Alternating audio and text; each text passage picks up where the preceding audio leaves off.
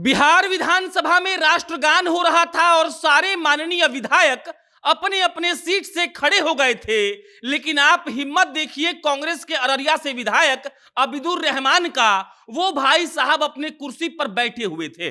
राष्ट्रगान के अपमान का बिहार विधानसभा में यह पहला मामला नहीं है। इससे पहले वाले सत्र में भी एक विधायक साहब खड़े नहीं हुए थे और उस वक्त भी भाजपाइयों ने खूब हो हल्ला किया था। और कल जब बिहार विधानसभा में राष्ट्रगान हो रहा था, तब बिहार के सारे माननीय विधायक खड़े हुए, लेकिन कांग्रेस के अररिया से विधायक अबिदुर रहमान खड़े नहीं हुए। और जब बाद में उनसे पूछा गया तो भाई साहब ने कहा कि पैर में दर्द था, इसीलिए हम खड़े नहीं हो पाए।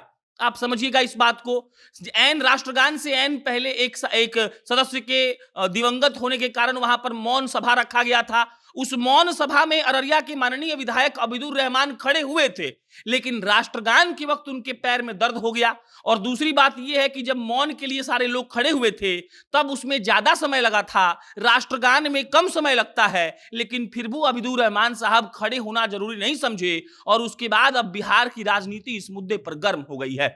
भाजपाइयों का यह मांग है कि कैसे भी अबिदुर रहमान पर राष्ट्रद्रोह का मामला दर्ज किया जाए। उनको इस बात का सबक दिया जाए कि अगर आप भारत में रह रहे हैं तो आपको राष्ट्रगान पर खड़ा होना ही पड़ेगा। और उसके बाद अब भाजपा वाले आज शीतकालीन सत्र के दूसरे दिन इस बात पर एकदम हंगामा कर सकते हैं कि आखिर कांग्रेस के अररिया से विधायक अबिदुर रहमान क्या सोचकर राष्ट्रगान के वक्त खड़े नहीं हुए थे।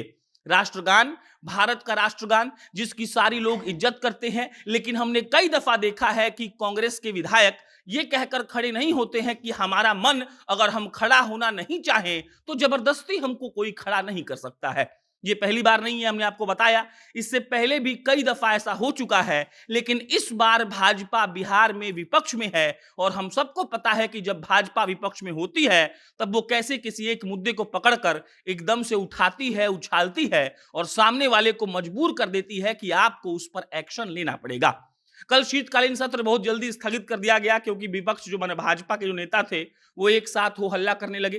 नीतीश कुमार और तेजस्वी यादव आए थे साथ में, महागठबंधन के विधायकों की बैठक भी हुई और उसी बैठक में नीतीश कुमार ने इस बात का ऐलान किया कि 2025 का जो चुनाव होगा बिहार में, उसका नेतृत्व तेजस्वी यादव करेंगे। लेकिन इन सब बातों से इतर कांग्रेस के अररिया से विधायक अबिदुर रहमान का मामला अब धीरे धीरे तुल पकड़ रहा है।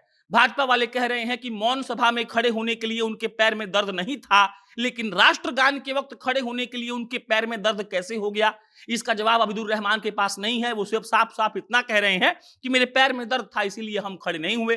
भाजपा वाले इस बात पर अड़ गए हैं कि हम लोगों को राष्ट्रद्रोह का केस दर्ज करना ही पड़ेगा। और वो लोग कह रहे हैं कि अबिदुर रहमान जानबूझकर राष्ट्रगान का अपमान किए। वो चाहते तो खड़े होकर सम्मान दे सकते थे, लेकिन उन्होंने खड़े होना नहीं चुना, अपितु झूठ बोलकर वो बैठे रह गए कि उनके पैर में दर्द है।